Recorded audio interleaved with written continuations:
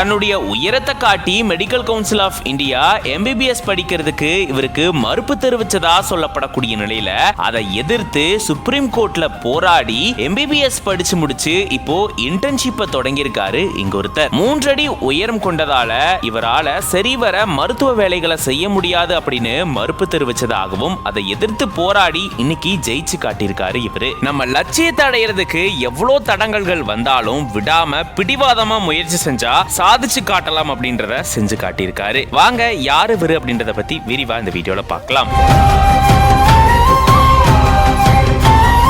குஜராத் மாநிலம் பாவ்நகர் மாவட்டம் கோர்கி கிராமத்தை சேர்ந்தவர் 22 வயதான கணேஷ் பரையா அப்படின்றவர். இவருடைய உயரம் 3 அடி. இத காரணமா காட்டி இவருக்கு MBBS படிக்கிறதுக்கான அந்த அனுமதி மறுக்கப்பட்டதா சொல்லப்பட்டுச்சு. கடந்த 2018 வருடம் இவர் நீட் தேர்வு எழுதியிருந்திருக்காரு. 12ஆம் வகுப்புல 87% எடுத்திருந்திருக்காரு. நீட் தேர்வுல 233 மதிப்பெண்கள் எடுத்திருந்திருக்காரு. இவ்வளவு மதிப்பெண்கள் எடுத்தும் இவருக்கு மெடிக்கல் கவுன்சில் ஆஃப் இந்தியா மறுப்பு தெரிவிச்சதா கூறப்படுது. காரணம் இவரு 3 அடி இருக்கிறாரு, இவரால எல்லா மருத்துவ வேலைகளையும் செய்ய முடியாது அப்படின்ற மாதிரியான விஷயங்களை முன்வச்சு இவருக்கு மறுப்பு தெரிவிச்சதா கூறப்படுது. இருந்தாலுமே MBBS படிக்கணும் அப்படின்றது இவருடைய கனவு லட்சியமா இருந்திருக்கு. அதை தொடர்ந்து தன்னுடைய ஸ்கூல் பிரின்சிபல் உதவியோட சுப்ரீம் கோர்ட்டை இவர் நாடி இருந்திருக்காரு. அங்க இது சம்பந்தமான வழக்கு நடத்தப்பட்டிருந்திருக்கு. இதை தொடர்ந்து சுப்ரீம் கோர்ட் இவரு மருத்துவம் படிக்க எந்த ஒரு தடையும் கிடையாது, மருத்துவம் படிக்கலாம் அப்படின்ற உத்தரவு பிறப்பிச்சிருந்திருக்காங்க. அதை தொடர்ந்து தான் இவரு MBBS படிச்சிருந்திருக்காரு.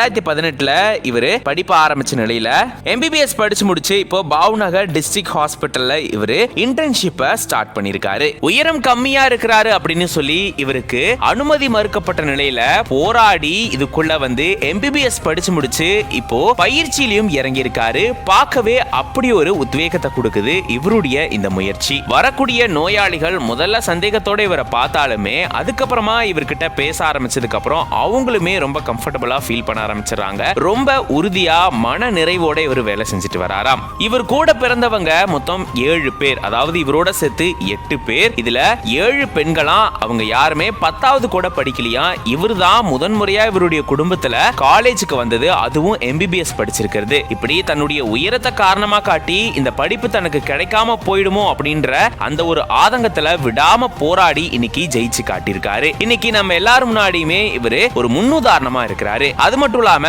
உலகிலேயே உயரம் கம்மியான மருத்துவர் அப்படின்ற இந்த ஒரு டைட்டிலும் இவருக்கு உகந்ததா இப்ப இருக்கு. இவருடைய இந்த சாதனையை பத்தி நீங்க என்ன நினைக்கிறீங்க அப்படின்றத கமெண்ட்ஸ்ல சொல்லுங்க.